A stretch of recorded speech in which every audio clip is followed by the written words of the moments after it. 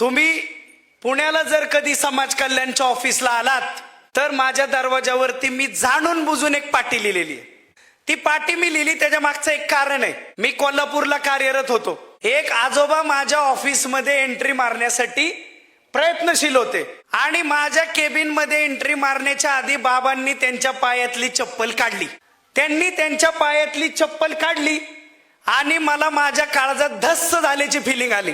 मला विचार आला, अरे मी इंग्रज तर नाही, पण मग आम्ही इतिहासाचा अभ्यास करून थोडीफार उत्तर लिहून अधिकारी झालेलो असतो. तुम्हाला सगळ्यांना माहितीये ज्या पद्धतीने इथल्या माणसांना तत्कालीन राज्यकर्ते म्हणजे इंग्रज यांनी हिनवलं होतं, याचीच वाटचाल पुढचे 30, 40, 50 वर्ष चालली आणि आमच्या त्या बाबाच्या पायातलं पायतान उतरलं गेलं आणि मग ते आजोबा माझ्या केबिन मध्ये आत आले.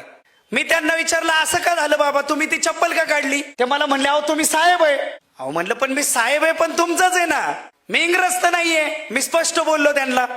पण नाही साहेब तुम्ही मोठे, मग आम्ही चप्पल घालून आत येणं चांगलं नाही. मला तो प्रसंग पाहत असताना ज्या वेदना झाल्या, असे कित्येक अनुभव उराशी बाळगून मी माझी नोकरी पुढे नेत गेलो.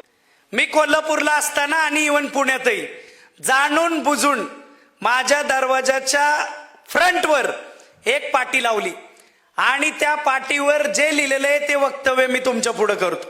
त्या पाटीवर मी स्पष्टपणे लिहिलंय, मी आणि माझ्या अधीनस्थ असलेले सगळेच अधिकारी कर्मचारी तुमच्या सेवेसाठी सदैव तत्पर आहोत. मला भेटण्यासाठी कोणतीही पूर्व परवानगी किंवा चिठ्ठी देण्याची आणि परवानगी घेण्याची गरज नाही. तुम्ही थेट माझ्या दालनामध्ये प्रवेश करू शकता.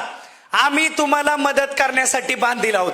ही पाटी मी माझ्या दाराबाहेर जाणून बुजून लावली, जेणेकरून आपण ज्या गप्पा इथं स्टेजवर मारतो, समाजात समता नांदावी, सगळ्यांना न्याय मिळावा, सगळ्यांना अधिकार असावे, सगळ्यांना समानतेने वागणूक असावी, या गोष्टी सगळ्या कुठेतरी स्टेजवर आणि आमच्या पुढे येणाऱ्या फाईलमध्ये नसाव्या, तर त्या आमच्या वागणुकीमध्ये असाव्या.